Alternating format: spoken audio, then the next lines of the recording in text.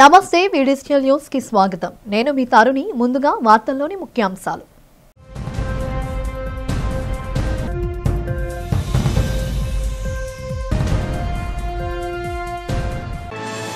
కేంద్ర బడ్జెట్లో 12 లక్షల ఆదాయం వరకు పన్ను మినహాయింపు ఇవ్వడంపై హర్షం వ్యక్తం చేసిన విశాఖ ఎంపీ శ్రీభరత్. కూటమి ప్రభుత్వం పేద మధ్యతరగతి ప్రజల పక్షపాతి అనడానికి ఇదే నిదర్శనమని స్పష్టం.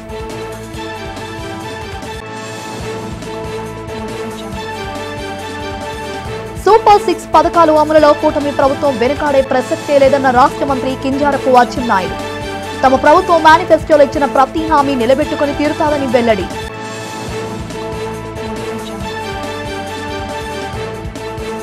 మాదక ద్రవ్యాల నిర్మూలనపై ఎక్సైజ్ ఎన్ఫోర్స్మెంట్ ఆధ్వర్యంలో నగరంలో జరిగిన ఉత్తరాంధ్ర జిల్లాల సమావేశం. రాష్ట్రాన్ని మాదక ద్రవ్యాల వినియోగరహితంగా తీర్చిదిద్దడమే లక్ష్యంగా అధికారులు పనిచేయాలని సూచించిన ఎక్సైజ్ కమిషనర్ రాహుల్ దేవ్ శర్మ. నగరంలో ఘనంగా జరిగిన మాజీ ఎమ్మెల్యే ద్రోణంరాజు శ్రీనివాస్ జయంతి వేడుకలు. ద్రోణంరాజు శ్రీనివాస్ చిత్రపటానికి పూలమాలలు వేసి నివాళులు అర్పించిన మాజీ మంత్రి అమర్, నగర మేయర్ హరివెంకట కుమారి. ఇక వివరాలు చూస్తే కేంద్ర బడ్జెట్ 2025లో 12 లక్షల వరకు ఆదాయపు పూర్తిగా పన్ను మినహాయింపు ప్రకటించడం ద్వారా ఎన్డీఏ ప్రభుత్వం మధ్యతరగతి ప్రజలకు భారీ ఊరట కల్పించిందని విశాఖ ఎంపీ శ్రీభరత్ పేర్కొన్నారు. ఈ సందర్భంగా ఆయన మీడియాకు ఒక ప్రకటన విడుదల చేశారు. ఇది చారిత్రాత్మక నిర్ణయంగా అభివర్ణించారు. ఆర్థిక మంత్రి శ్రీమతి నిర్మలా సీతారామన్ తీసుకున్న ఈ సంచలనాత్మక నిర్ణయం మధ్యతరగతి ప్రజలకు భరోసా కల్పించడమే కాకుండా దేశీయ వినియోగాన్ని పెంచి పెట్టుబడులను ప్రోత్సహించి ఆర్థిక వృద్ధికి దోహదం చేస్తుందని ఎంపీ శ్రీభరత్ అభిప్రాయపడ్డారు. విశాఖపట్నం లాంటి అభివృద్ధి చెందుతున్న నగరాన్ని ఈ పన్ను మినహాయింపు ఎంతో ప్రయోజనకరంగా మారుతుందన్నారు. వేతన జీవులు, వ్యాపారవేత్తలు, నూతన వ్యాపార యజమానులు ఎక్కువ ఆదాయం పొందే అవకాశం ఉంటుందని శ్రీభరత్ అన్నారు. ఎన్నికల మేనిఫెస్టోలో ఇచ్చిన మాటకు కట్టుబడి సూపర్ 6 అమలు చేసే తీరుతామని రాష్ట్ర మంత్రి కింజరపు అచ్చెన్నాయుడు అన్నారు. ఈ సందర్భంగా అమరావతి టీడీపీ కార్యాలయంలో ఆయన మీడియాతో మాట్లాడారు. సూపర్ 6లో ఇప్పటికే దీపం ఇచ్చామన్నారు. ఏడాది నుంచే రేపు స్కూల్స్ తెరిచే సమయానికి తల్లికి వందనం ఇస్తామన్నారు. అలాగే రైతులకు అన్నదాత సుఖీభవ కింద 20,000 ఇవ్వటానికి అంతా సిద్ధం చేశామని పేర్కొన్నారు. వేట నిషేధ సమయంలో ఏప్రిల్ 15 లోపే మత్స్యకారులకు 20,000 ఇస్తామన్నారు. చెప్పిన విధంగా అన్ని కార్యక్రమాలు ఒక్కోటి చేసుకుంటూ వస్తూ మనడానికి ఇవే నిదర్శనమని చెప్పారు. వీటితో పాటుగా ప్రజలకు ఇచ్చిన ప్రతి ఒక్క హామీని నెరవేర్చి తీరుతామని వెల్లడించారు. చాలా మంది మాట్లాడుతున్నారు సూపర్ 6 ఉంది, అమలు చేయడం లేదని. ఆర్థికంగా ఇబ్బందులున్నాయి, సమస్యలున్నాయి. అయినా సరే రేపు జూన్ లోగా ఇంకొక 3 మంచి కార్యక్రమాలని ప్రజానీకానికి సూపర్ 6లో ఇచ్చిన హామీలు నెరవేర్చాలని చెప్పి నిర్ణయం చేశాం. అందులో భాగంగా రేపు పాఠశాలలు తెరిసే సమయానికి ఏదైతే తల్లికి వందనం కింద ఒక పిల్లవాడికి 15,000 ఇస్తామని చెప్పాము.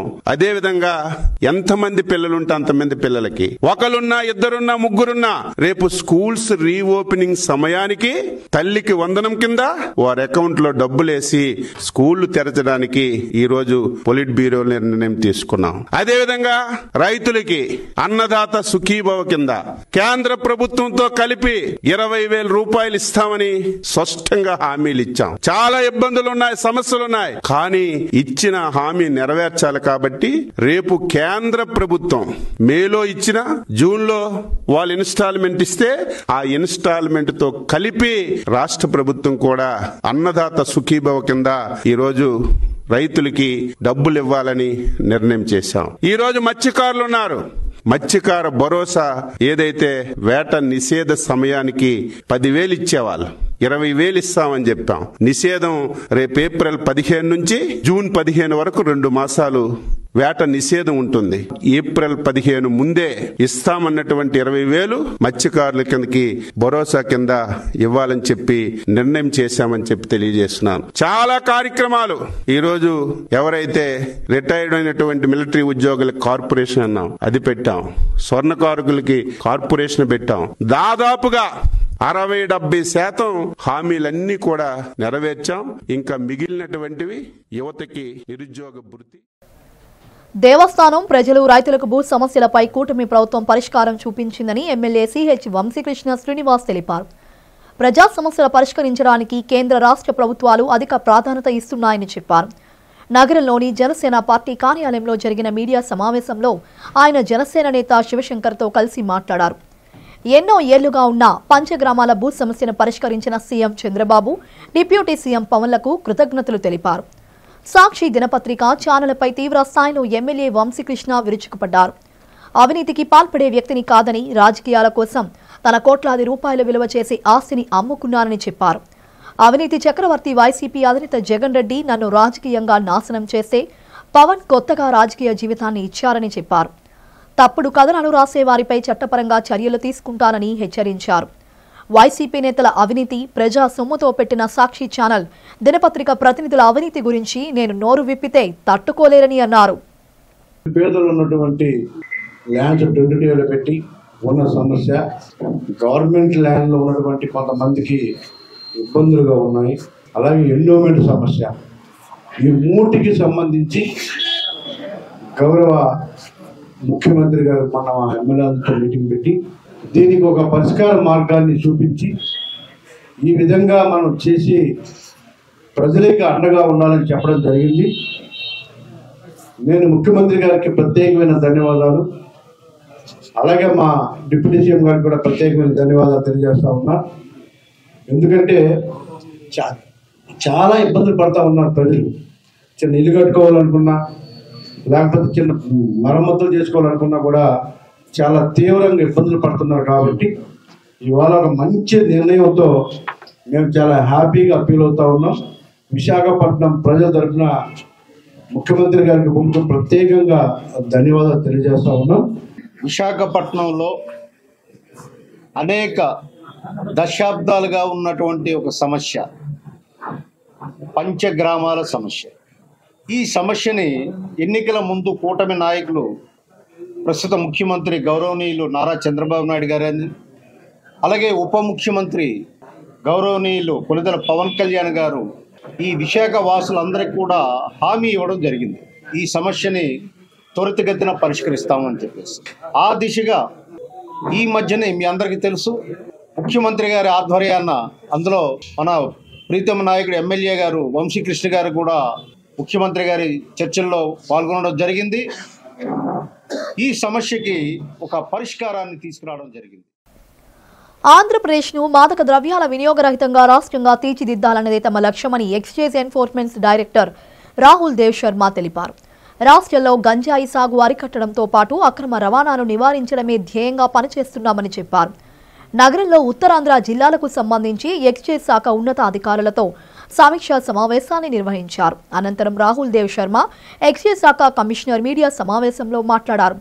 గంజాయిని సాగు చేసిన, అక్రమంగా రవాణా చేసి పట్టుబడిన కఠినమైన చర్యలు తప్పవని హెచ్చరించారు. సుమారు 98 కేసుల్లో పట్టుబడిన 15 టన్నుల గంజాయిని అధునాతన పద్ధతిలో నాశనం చేయడం జరిగిందని చెప్పారు. గంజాయి సాగును, అక్రమ రవాణాను అరికట్టేందుకు ప్రత్యేక బృందాలు పనిచేస్తున్నాయని తెలిపారు. మత్తు మందులు, మాదక ద్రవ్యాల వినియోగం బారిన పడొద్దని సూచించారు. రాష్ట్రంలో నూతన మద్యం పాలసీ అమల్లోకి రావడం వల్ల ఎన్నో ప్రముఖ బ్రాండ్ల మద్యం ప్రజలకు లభిస్తోందని చెప్పారు. అదేవిధంగా నాటుసారా నిర్మాణంపై ప్రత్యేక దృష్టి పెట్టామన్నారు. హెడ్ క్వార్టర్ నుంచి కమిషనర్ గారు, నేను ఇక్కడికి విశాఖపట్నంకి వచ్చాము. బేసికలీ మార్నింగ్ అయితే గాంధీ డిస్ట్రక్షన్ యాక్టివిటీ జరిగింది. అందులో గత 3 to 4 ఇయర్స్ సంబంధించిన గాంజా ఇన్సినేటర్లో డిస్ట్రాయ్ చేయడం జరిగింది. దాదాపు 14.7 టన్స్ గాంజా డిస్ట్రక్షన్ జరిగింది. దీని తర్వాత ఇప్పుడు Visakhapatnam, Vizianagaram, Anakapalli, Srikakulam plus Manyam and ASR అన్ని జిల్లాలో వచ్చిన ఆఫీసర్స్తో రివ్యూ చేయడం జరుగుతుంది. బేసికలీ క్రైమ్కి ఫోకస్ చేస్తే మా focus majorly on IT and ఎన్డీపీల మీద జరుగుతూ ఉంటుంది. ఐటీ లిక్కర్ చాలా ప్రాంతంలో వస్తుంది. దీనికి చాలా విలేజెస్లో ఏబిసి కేటగిరీ మా ద్వారా కేటాయించడం జరిగింది. దీనిలో ఐటీ లిక్కర్ మీద అరకట్టడం, అదేవిధంగా జాగరికి లింక్ చేసుకోవడం ఆ ప్రోగ్రామ్ జరుగుతుంది. త్వరలోనే నవోదయం ప్లాన్ కూడా లాంచ్ అవుతుంది. ఆ నవోదయం లాంచ్ అయిపోయిన తర్వాతనే మేము మళ్ళా ఒక దశల వారీగా ప్రతి జిల్లాలో ఐటీ లేకుండా చూస్తాము. ఇది కాక నాన్ డ్యూటీ పెయిడ్ లిక్కర్, ఏదైనా ఇతర రాష్ట్రాల నుంచి వచ్చిన లిక్కర్ మనకి వితౌట్ ఎక్సైజ్ డ్యూటీ వచ్చిన లిక్కర్ ఆర్ డిఫెన్స్ లిక్కర్, దీని మీద కూడా ప్రత్యేక చర్య తీసుకోవడం జరుగుతూ ఉంటుంది. Other than that spurious liquor కానీ or any other illegal activity చర్య తీసుకోవడం జరుగుతూ ఉంటుంది. టాడీ స్పెషల్లీ ఈ ప్రాంతంలో కానీ వేరే ఇతర ప్రాంతంలో కూడా దీని మీద కూడా శాంప్లింగ్ తీసుకోవడం జరుగుతుంది. Major focus is that quality liquor available ఉండాలి. ఆ లిక్కర్ ఏదైనా ఉంటే మనకి ల్యాబ్ నుంచి టెస్ట్ అయినా అన్ని పారామీటర్ టెస్ట్ అయిపోయిన తర్వాత లిక్కర్ మార్కెట్లో రావాలా. ఇల్లీగల్ కానీ ఏ విధంగా బ్యాట్ నుంచి కానీ ఆర్ ఎనీ స్పూరియస్ లిక్కర్ కానీ ఇలా ఉండకూడదు. దీని తగ్గట్టుగా ఇప్పుడు రివ్యూ జరుగుతుంది. రివ్యూ తర్వాత మేము ఇన్స్ట్రక్షన్స్ ఇస్తాము ఫర్ ఎన్షూరింగ్ దాట్ ఇవన్నీ క్రైమ్స్ లేకుండా ఓన్లీ క్రైమ్ ఫ్రీగానే అంతా ఈ ప్రాంతంలో జరగాలి. ముఖ్యంగా ఈ విజిట్స్లో మేము ఫీల్డ్లో ఉన్న డిఫరెంట్ యూనిట్స్ని టచ్ చేయడానికి ట్రై చేసాము. So distillery, depot, excise stations, lab అన్నీ కవర్ చేయడం జరిగింది. ఇప్పుడు రివ్యూ మీటింగ్లో ఈ Anakapalli, ASR, Parvathipuram, Vizianagaram, Srikakulam and Vizag districts review చేయడం జరుగుతుంది. ముఖ్యంగా ఈ విజిట్లో ఈ ఏరియాలో జరుగుతున్న ఎక్సైజ్ క్రైమ్స్లో ఫీల్డ్లో ఏం సమస్యలు వస్తున్నాయి, ఏ విధంగా వీళ్ళు కట్టడి చేస్తున్నారు, ఏ విధంగా కంట్రోల్ చేస్తున్నారు, ఎలా సమర్థవంతంగా దీనిపైన చర్యలు తీసుకోవాలి, దీని గురించి రివ్యూ చేయడం ప్లస్ ఫీల్డ్లో ఉన్న కొన్ని ఇష్యూస్ని సరిగా ఇన్ డీటెయిల్గా అర్థం చేసుకోవడానికి ట్రై చేసాము. మార్నింగ్ స్టార్టింగ్లోనే గాంజా డిస్ట్రక్షన్ దాదాపు గత 4 సంవత్సరాల నుంచి దాదాపు 98 కేసెస్లో సీజ్ అయినటువంటి 15 టన్ గాంజా 15,000 కిలోగ్రామ్ గాంజాని ఈరోజు ఒక సైంటిఫిక్ పద్ధతి ఇన్సినరేటర్ ద్వారా డిస్ట్రక్షన్ చేయడం జరిగింది. ఆ డిస్ట్రక్షన్ ద్వారా ఎటువంటి పొల్యూషన్ కానీ ఇలాంటి వేరే అంటే సమస్యలు ఏమి ఉండవు. And very scientifically we have destroyed 15,000 kilograms of ganja. That's a very huge quantity.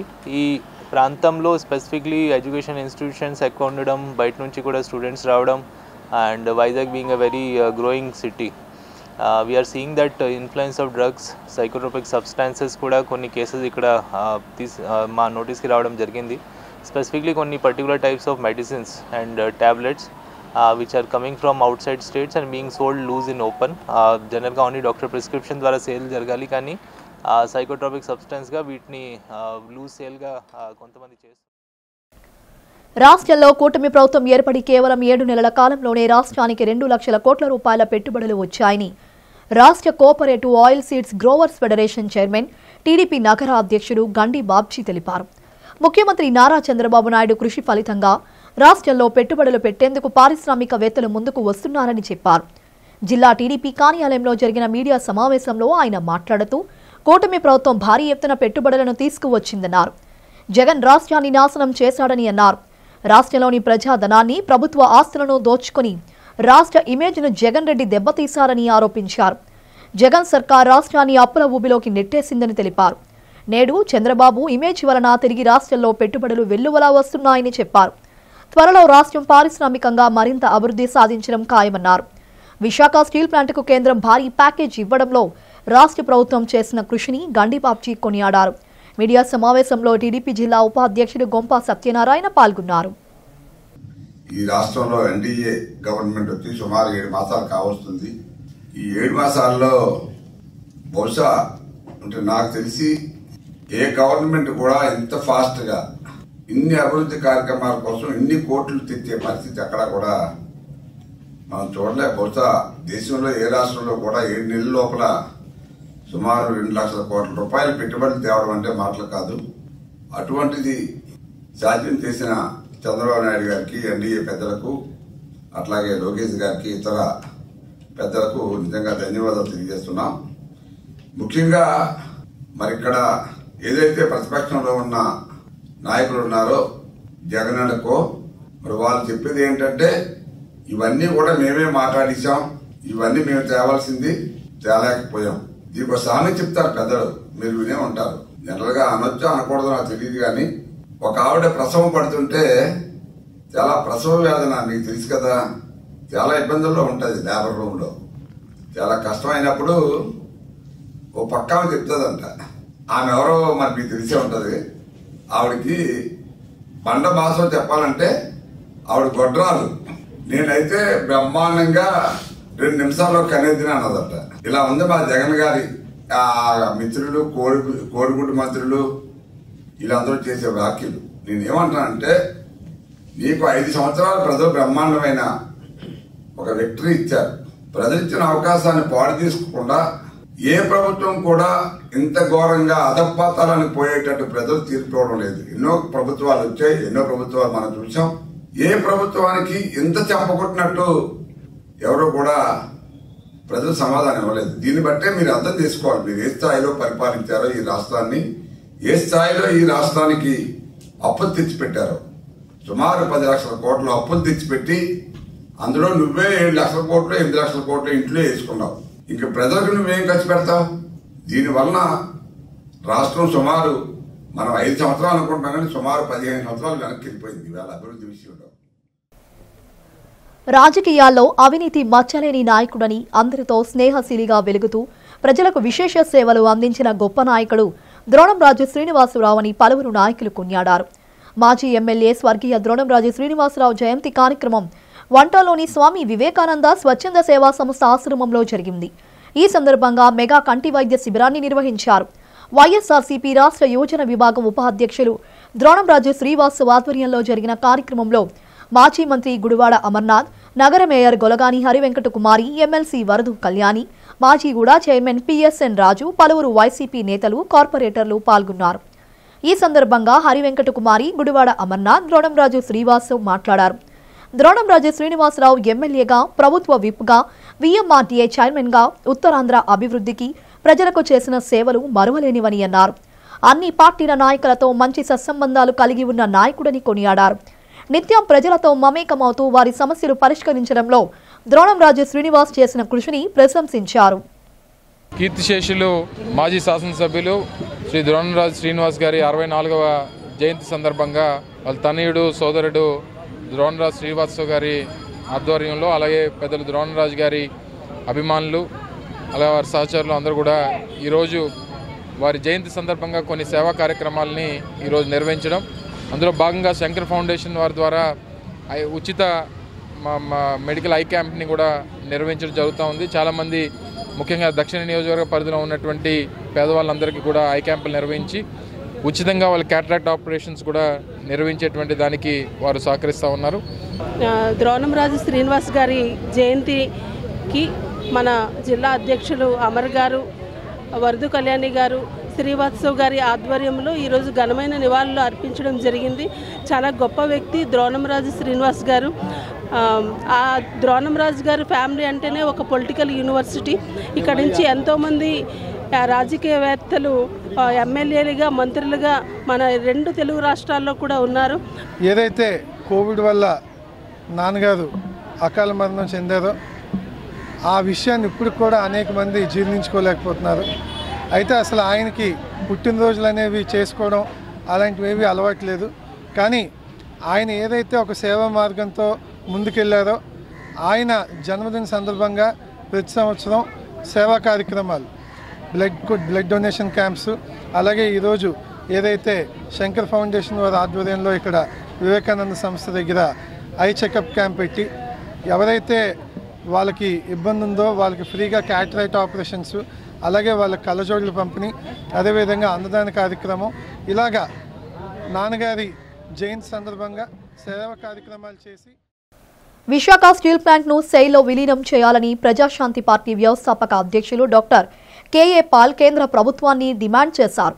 నగరంలో జరిగిన మీడియా సమావేశంలో ఆయన మాట్లాడారు. ఎన్నో పోరాటాలు, త్యాగాలతో సాధించుకున్న విశాఖ స్టీల్ ప్లాంట్ను ప్రైవేట్ పరం చేసే యోచనను కేంద్రం విరమించుకోవాలన్నారు. కేంద్ర ప్రభుత్వానికి ట్యాక్సుల ద్వారా విశాఖ స్టీల్ ప్లాంట్ ఎన్నో వేల కోట్ల రూపాయలను కట్టిందన్నారు.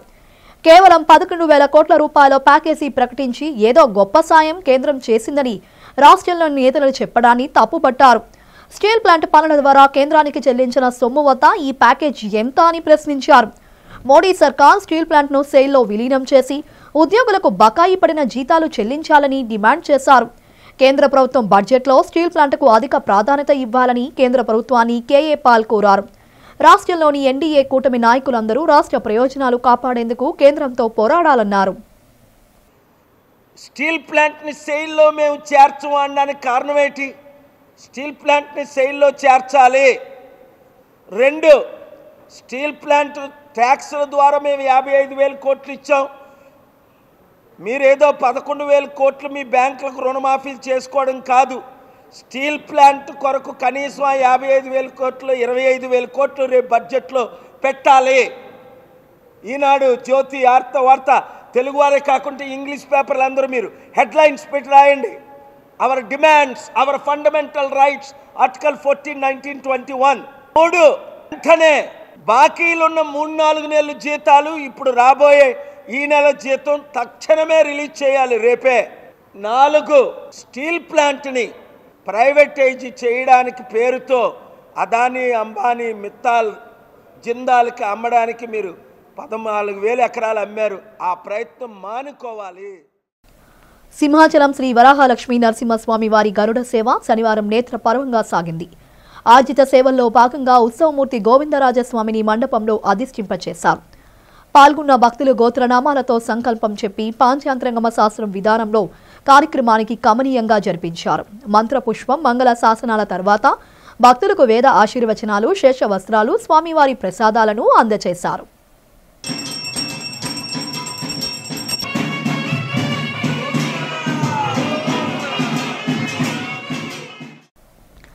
కేంద్ర ఉక్కు భారీ పరిశ్రమల శాఖ మంత్రి హెచ్డి కుమారస్వామి, సహాయ మంత్రి శ్రీనివాస్ వర్మ, కేంద్ర ఉక్కు శాఖ కార్యదర్శి సందీప్ ఫౌండ్రీ విశాఖ ఉక్కు పర్యటన కార్మికులకు, ప్రజలకు తీవ్ర నిరాశ మిగిల్చిందని సిపిఎం జిల్లా కార్యదర్శి జగ్గునాయుడు అన్నారు. నగరంలోని సిపిఎం కార్యాలయంలో జరిగిన మీడియా సమావేశంలో ఆయన మాట్లాడుతూ విశాఖ స్టీల్ ప్లాంట్ ఎట్టి పరిస్థితుల్లోనూ ప్రైవేట్ పరం కాకుండా అడ్డుకుంటామన్నారు. విశాఖ స్టీల్ ప్లాంట్ విషయమై కేంద్ర మంత్రులు స్పష్టమైన ప్రకటన చేయడంలో విఫలమయ్యారన్నారు. ప్లాంటుకు సొంత గనులు కేటాయించే విషయంపై కూడా ప్రకటన చేయకపోవడాన్ని తప్పుపట్టారు. ప్లాంటుకు సొంత గనులు కేటాయించకుండా లాభాల బాటలో ఏ విధంగా పయనిస్తోందని కేంద్రాన్ని ప్రశ్నించారు. విశాఖ స్టీల్ ప్లాంట్ను ప్రభుత్వ రంగ సంస్థగానే కొనసాగించాలని జగ్గునాయుడు కేంద్రాన్ని డిమాండ్ చేశారు. విశాఖ స్టీల్ ప్లాంట్ను సెయిల్లో విలీనం చేస్తూ కేంద్ర ప్రభుత్వం సొంత గనులు కేటాయించాలన్నారు. నిర్వాసితులకు ఉద్యోగ అవకాశాలు కల్పించాలని కేంద్రాన్ని డిమాండ్ చేశారు. కేంద్ర ఉక్కు భారీ పరిశ్రమ శాఖ మంత్రి హెచ్డి కుమారస్వామి, అలాగే సహాయ మంత్రి శ్రీనివాస్ వర్మ, ఇతర అధికారులు, ప్రజాప్రతినిధులు నిన్న విశాఖ ఉక్కుని పర్యటించారు.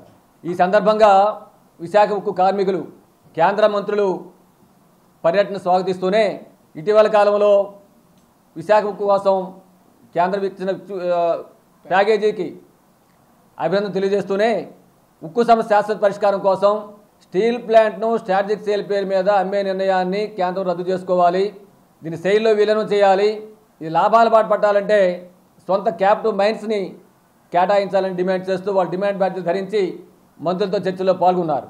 కేంద్ర మంత్రి వస్తున్నారని చెప్పారంటే దీనికి అనుగుణంగా కేంద్రం తన నిర్ణయాన్ని ప్రకటిస్తుంది అని స్టీల్ ప్లాంట్ కార్మికులు ఆశించారు. విశాఖపట్నం ప్రజానీకం కూడా ఆశించడం జరిగింది. కానీ ఆయన పర్యటన సందర్భంగా జరిగిన ప్రకటన చూస్తే ఆశలు నెరవేరలేదు. పాత పద్ధతిలోనే తన ప్రకటన ఉన్నది. స్టీల్ ప్లాంట్ని స్ట్రాటజిక్ సేల్ పేరు అమ్మే నిర్ణయం విషయంలో ఇప్పటికీ కేంద్ర మంత్రివర్గం స్పష్టంగా ప్రకటించలేదు. దీన్ని ప్రకటించాలి, అప్పుడే స్పష్టత వస్తుంది.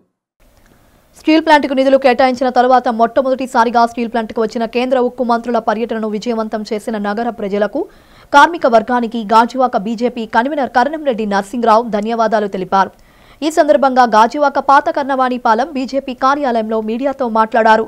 కేంద్ర ఉక్కు శాఖ మంత్రి కుమారస్వామి, సహాయ మంత్రి శ్రీనివాస్ వర్మ, రాష్ట్ర ఆరోగ్య శాఖ మంత్రి సత్యకుమార్ విశాఖ ఉక్కు పరిశ్రమలో చేసిన పర్యటన విజయవంతమైందని అన్నారు. కూటమి నాయకులకు, ప్రజాప్రతినిధులకు, కార్మిక సంఘాల నాయకులకు, ఉక్కు పరిశ్రమ అధికారులకు అభినందనలు తెలిపారు.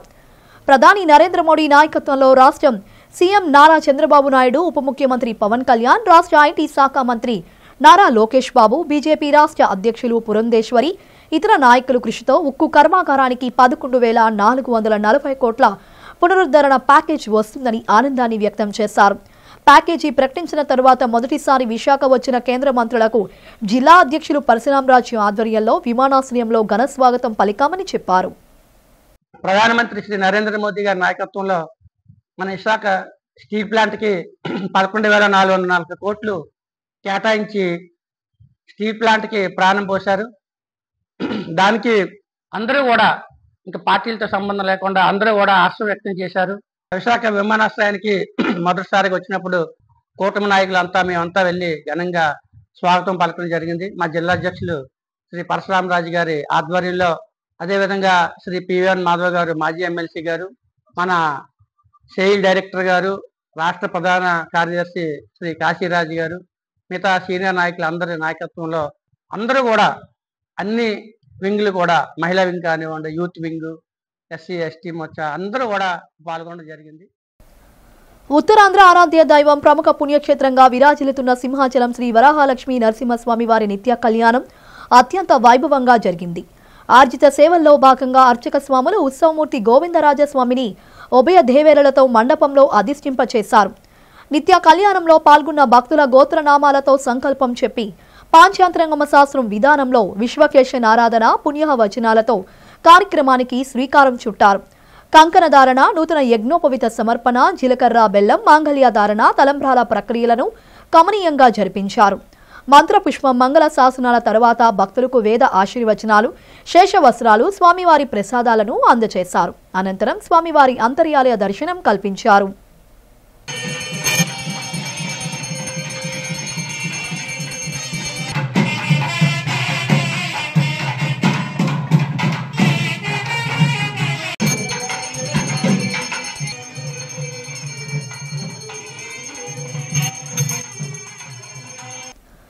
శ్రీ వాసవి కన్యకా పరమేశ్వరి అమ్మవారి ఆత్మార్పణ దినోత్సవాన్ని వంటల్లోని శ్రీ కన్యకా పరమేశ్వరి అమ్మవారి ఆలయంలో నిర్వహించారు. అమ్మవారికి పంచామృతం, పండ్ల రసాలు, పసుపు, కుంకుమ, పుష్పాలతో అభిషేకం నిర్వహించారు.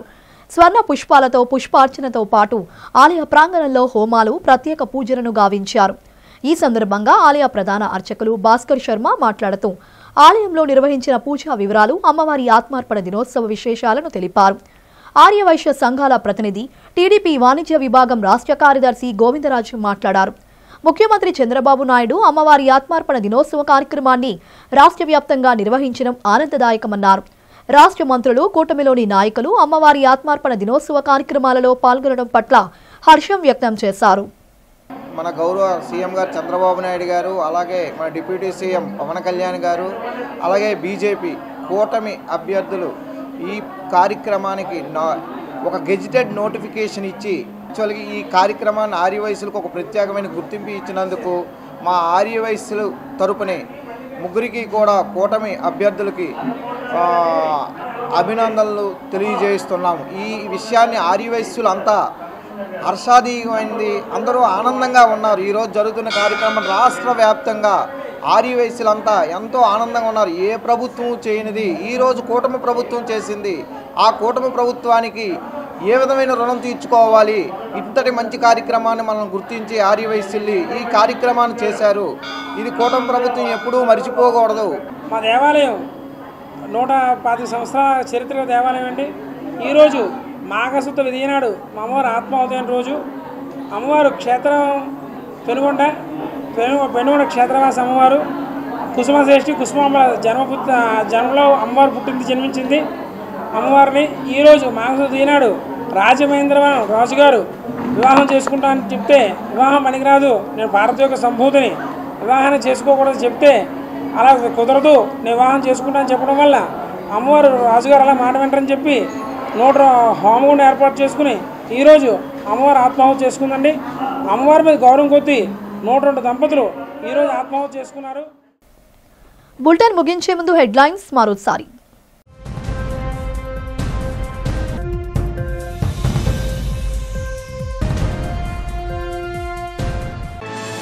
కేంద్ర బడ్జెట్లో 12 లక్షల ఆదాయం వరకు పన్ను మినహాయింపు ఇవ్వడంపై హర్షం వ్యక్తం చేసిన విశాఖ ఎంపీ శ్రీభరత్. కూటమి ప్రభుత్వం పేద మధ్యతరగతి ప్రజల పక్షపాతి అనడానికి ఇదే నిదర్శనమని స్పష్టం.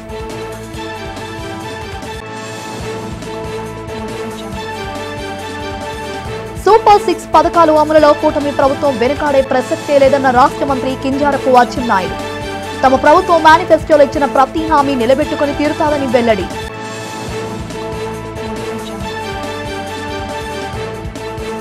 మాదక ద్రవ్యాల నిర్మూలనపై ఎక్సైజ్ ఎన్ఫోర్స్మెంట్ ఆధ్వర్యంలో నగరంలో జరిగిన ఉత్తరాంధ్ర జిల్లాల సమావేశం. రాష్ట్రాన్ని మాదక ద్రవ్యాల వినియోగరహితంగా తీర్చిదిద్దడమే లక్ష్యంగా అధికారులు పనిచేయాలని సూచించిన ఎక్సైజ్ కమిషనర్ రాహుల్ దేవ్ శర్మ. నగరంలో ఘనంగా జరిగిన మాజీ ఎమ్మెల్యే ద్రోణంరాజు శ్రీనివాస్ జయంతి వేడుకలు. ద్రోణంరాజు శ్రీనివాస్ చిత్రపటానికి పూలమాలలు వేసి నివాళులు అర్పించిన మాజీ మంత్రి అమర్, నగర మేయర్ హరివెంకట కుమారి. ఇవి ఇప్పటి వరకు ఉన్న అప్డేట్స్. మరిన్ని అప్డేట్స్ కోసం చూస్తూనే ఉండండి డిజిటల్ న్యూస్.